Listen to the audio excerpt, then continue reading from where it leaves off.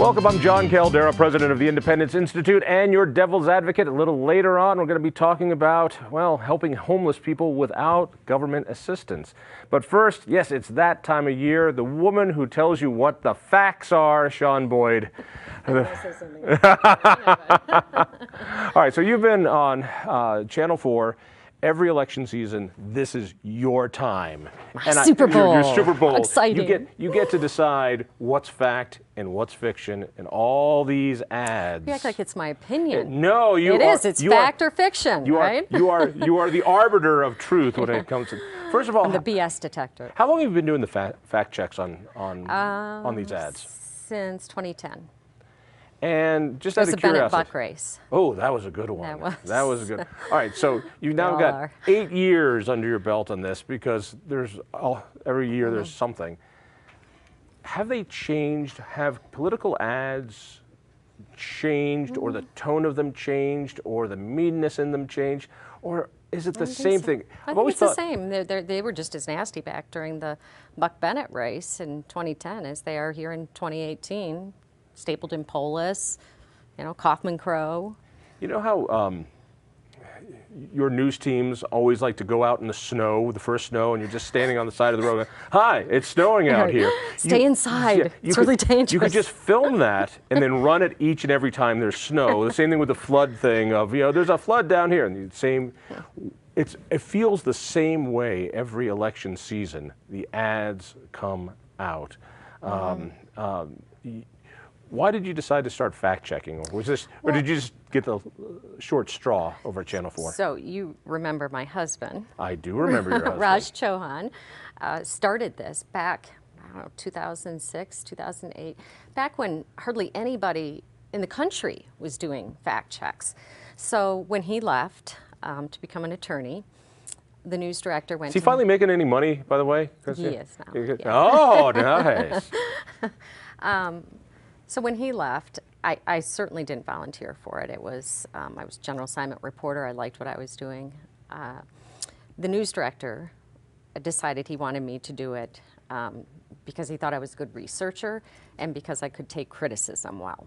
And you need to be able to take criticism well in this position. You cannot have a thin skin when you're doing what I do for a living. Nobody's happy when they decide that you're gonna be fact-checking their ad. And I hear it from both sides. And news director Tim Whelan will tell you, he gets just as many from the Democrats as he does the Republicans. Both sides convinced that I'm in the camp of the other one. And so it's fine. But anyway, Raj was worried about that because he had seen, all the emails that he got. And so, you get a lot of good hate mail? Oh gosh, my fan club is huge. But anyway, the news director asked me to do it just for that election till they could find somebody to take it permanently. And so I did. Sucker. Yeah, here I am. All right. Out of all the ads, because I've never seen as many ads. This is so I'm assuming everybody in television gets a huge raise this year because the amount of money flowing into your coffers are incredible. So there's a profit sharing thing at Channel 4. It's trickle down. Yeah, it's trickle down. How do you choose which ad you're going to fact check out of all these? So I'm looking for, in terms of the ballot measures, the ones that I think are the biggest ones out there, the most controversial ones, the ones that are going to have the biggest impact on your life. For example, transportation measures, which I'm going to have a really in-depth fact check on an ad out by I know it's Governor not one of, just for disclosure, since I'm the proponent of 109, which I hope you vote for to fix our damn roads, we don't have any money, so there are no ads. Right, but I was able to do it because fortunately the governor brought up your ballot measure in his ad. So I got both sides and was able to look at that. So that's one when can I see this one? Sunday, 5 o'clock. Sunday, 5 o'clock. Yeah. It's just before 60 Minutes, right? That's right. Smart audience. Am I going to like it or am I going to hate it? If I give you $20 now, will it go the right way? It's done. It's done. It's in the can? Yeah, it is. No changes. Lovely. So, just lovely. I've never had to make a correction, so that's good. But I do sometimes think afterward, because I'm putting them together pretty quickly, there are times I think, I should have worded that differently.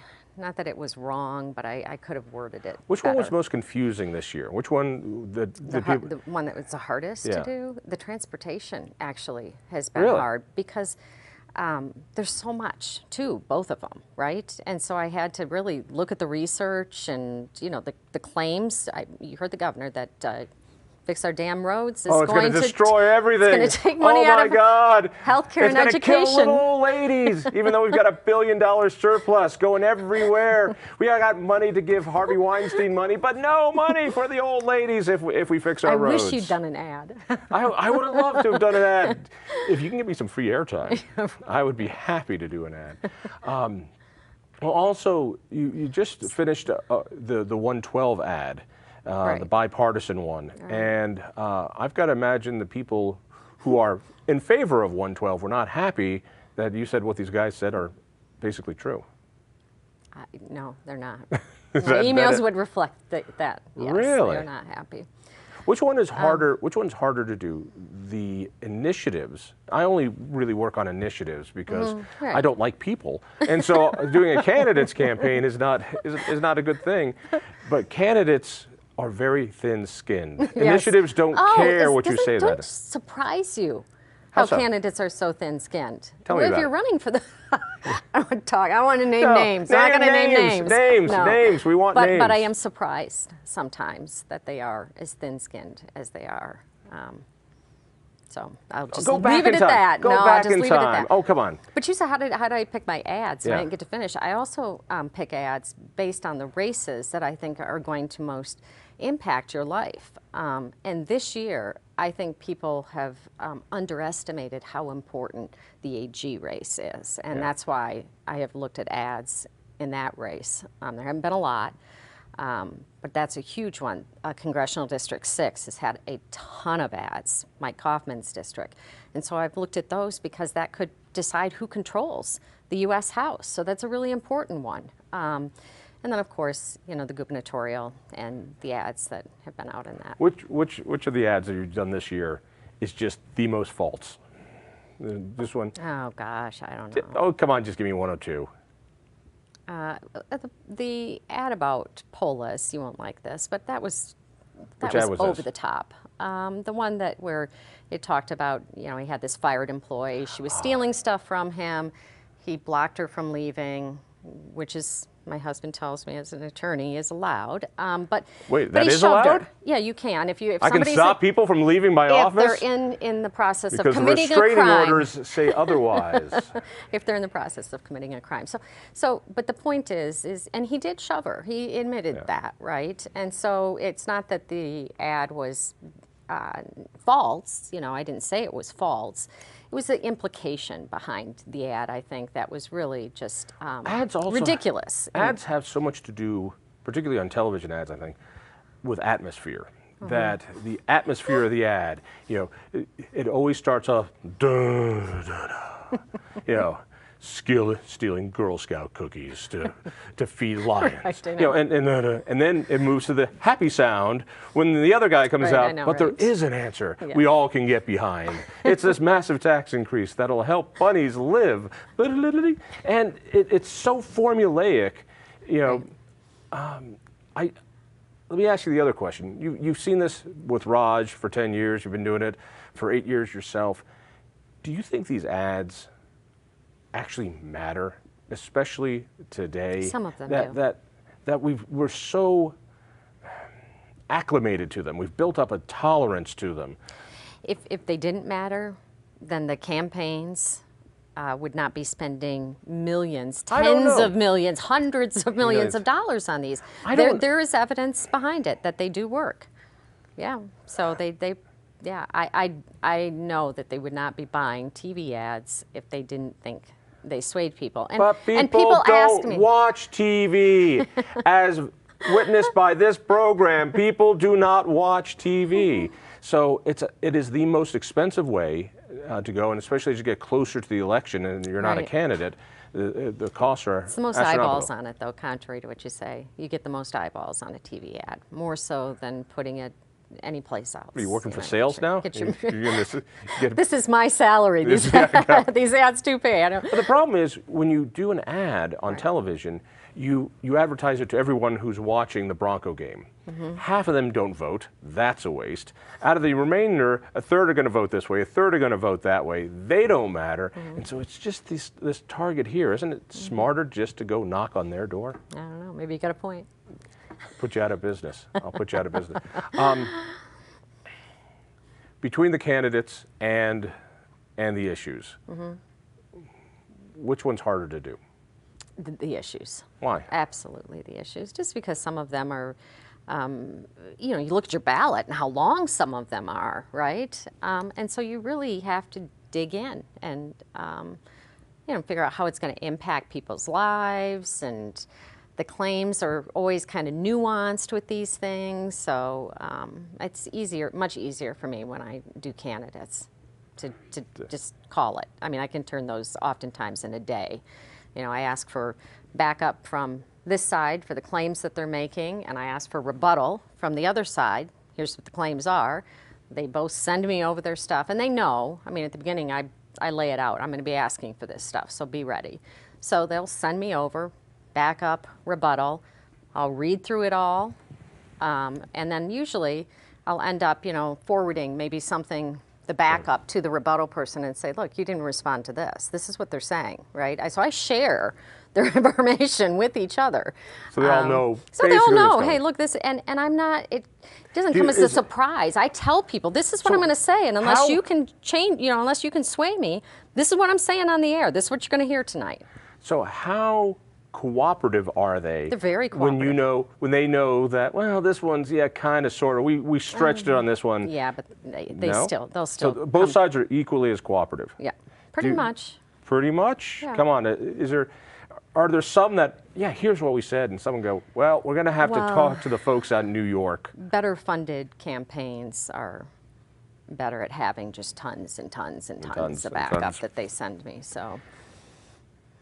What people still don't get, thanks to campaign finance reform, is that candidates are basically not in control of their campaign ads. Oh yeah, right. You know, that maybe Jared Polis is because he's writing his own checks, but any candidate can only ask somebody for about $1,100.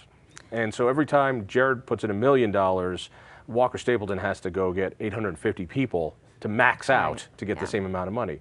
And so the way that compensates is you have these independent expenditure committees, you have PACs, you got 527s, you got C4's that cannot coordinate with the candidate. Right. So if they put out a nasty or bad or false ad, the candidate can't do anything about it, doesn't know it's coming, can't know it's coming.